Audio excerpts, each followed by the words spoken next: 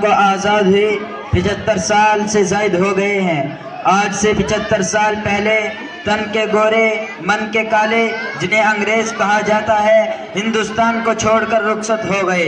آزادی سے قبل دنوں اور لاتعداد راتوں میں ہندوستانیوں نے ہزاروں ماؤں کو بے اولاد ہوتے دیکھا، بہنوں کو بیوہ ہوتے دیکھا، غریبوں پر بے پناہ ظلم ہوتے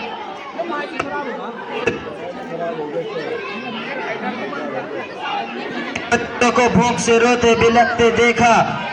تاریک اور غلیظ راتوں کی صبح ہوئی، دین کا فرحت بخش اجالا پھیلا، غلامی کا اندھیرا ختم ہوا، ایسا اندھیرا جو 250 سال پر محیط تھا، اور ہم نے نہ جانے کتنی تکلیفیں برداشت کر کے ہندوستان کو طویل غلامی سے آزاد کرایا۔ کہ طویل عمر درکار ہے اس کے پڑھنے کو، کہ طویل عمر درکار ہے اس کے پڑھنے کو، ہماری داستان اوراق مختصر میں نہیں۔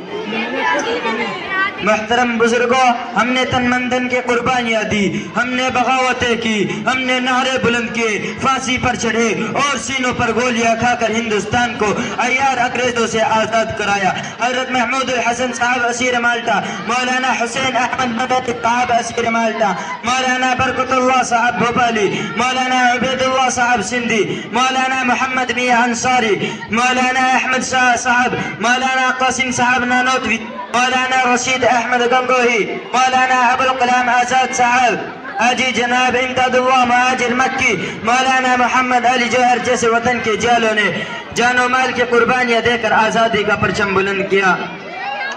آج ہماری ذمہ داری کیا ہے؟ آج ہماری ذمہ داری یہ ہے کہ ہم ہندوستان کی حفاظت کے لیے جان کی بازی لگا دیں، تاکہ ان کی قربانیاں زندہ رہے، جنہوں نے اپنے خون پسینے سے ہندوستان کو دنیا کے سامنے عزت دلائی اور وقار عطا کیا۔ محترم بزرگوں، 1857 عیسوی کی جنگ آزادی میں 2 لاکھ مسلمان شہید ہوئے، جن میں 51,000 علماء تھے۔ صرف دہلی میں 500 علماء کرام کو پھانسی کے پھندے پر چڑھایا گیا۔ آپ کو ایک بات اور بتاتا چلوں کہ وائسرائے برطانیہ نے اپنے ہندوستانی مشاہرے سے رائے طلب کی کہ بتاؤ ہندوستان میں تمہاری حکومت کیسے قائم ہو سکتی ہے، تو انہوں نے جواب دیا کہ ہندوستان میں سب سے زیادہ بیدار مسلمان ہیں، مسلمانوں میں جب تک جذبہ جہاد موجود ہے اس وقت تک ہم لوگ ان پر حکومت نہیں کر سکتے، اسی لیے ان کے جذبہ جہاد کو ختم کرنا ہوگا۔ وہ یہ ہے کہ ہندوستان سے علماء کرام اور قرآن کریم کو ختم کر دیا جائے۔